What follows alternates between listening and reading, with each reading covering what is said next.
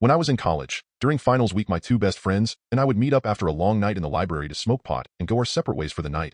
They lived on campus while I lived off. I would pick them up in my car when I got done studying, and we'd park down in a large commuter parking lot overlooking a large river and woods.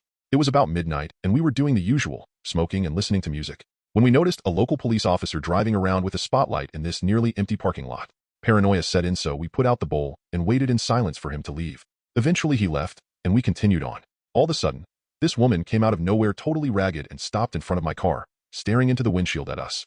Shivers went down my spine as I couldn't get over why she would have been doing that. She eventually walked away into the woods. At that point, I was ready to leave. But the one of three of us who didn't see her directly was convinced that we were just high and paranoid. So we continued to sit there. I was shaking and just felt entirely uneasy and unsafe, so I kept looking over my left shoulder behind my car. My friends were joking about how weird that was as I was just engrossed in my paranoia. I had a feeling we weren't safe.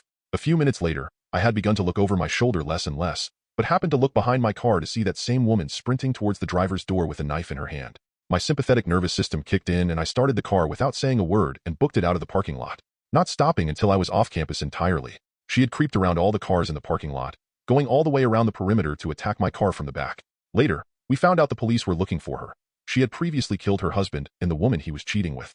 The police were sure she was going to try to steal my car with violent force. Hands down the scariest thing that has happened to me. My friends would agree. I was walking down the street with a friend during college. A woman was driving down the street, and a girl passed us. She was about 7 or 8. She was walking a dog and passed by some bushes that extended out to the street. This was by an old park that wasn't maintained well. The woman that was driving didn't see the girl and hit her and the dog. They went in 2 different directions. The way they landed, it was obvious they were dead. One of them made a sickening crunch sound on impact, but I don't know if it was the girl or the dog. Then, the woman gets out and starts screaming and crying. She's yelling at me that she can't go to jail and she didn't see them. I'm trying to tell her that she won't get arrested because it was an accident and my friend is calling for help on her phone. This woman tells me to move away from her, so I do, because she's hysterical. She runs into her car, removes her purse, and takes out a fucking gun. She shoots herself and lands on the hood of the car. I was in shock. I just witnessed 2 people and an animal die. I was always devoid of reactions. After that, later, I was told by a therapist that she might have been on drugs, which explains her reaction. I wonder why we all had to be involved in this situation. I think about that little girl and the dog all the time. She would have been around 21 now. True story. This is the only paranormalish thing I have ever experienced. This happened back when I was 18 years old.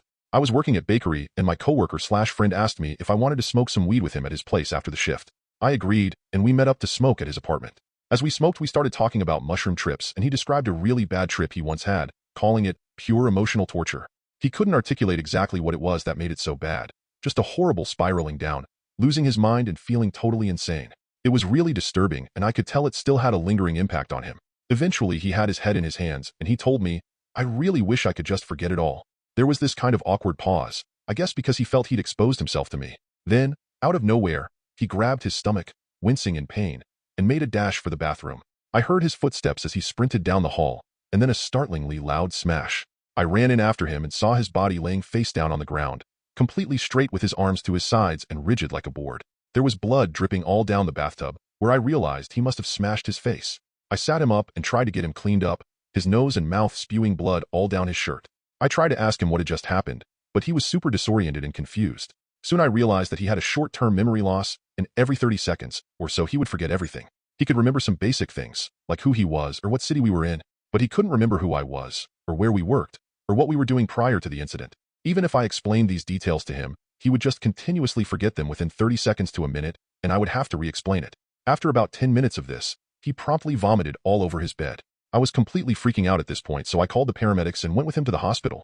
I wrote, "Everything is going to be okay," on his hand with a marker, just in case he forgot why he was there or what was going on. I hung out with him at the hospital and we drew in my sketchbook until the morning. Eventually the nurses asked me to leave him be. The whole time I was with him he was still experiencing memory loss, but a few days later I saw him and he seemed fully recovered. He's a really close friend to me now. We often reference this experience as a moment when we became homies. There's still such an air of mystery around that night for me, and I can't explain how his wish to just forget it all was granted so immediately and violently.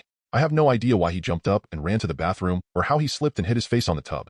It was like his bad trip story just accumulated into this freakish moment of memory loss.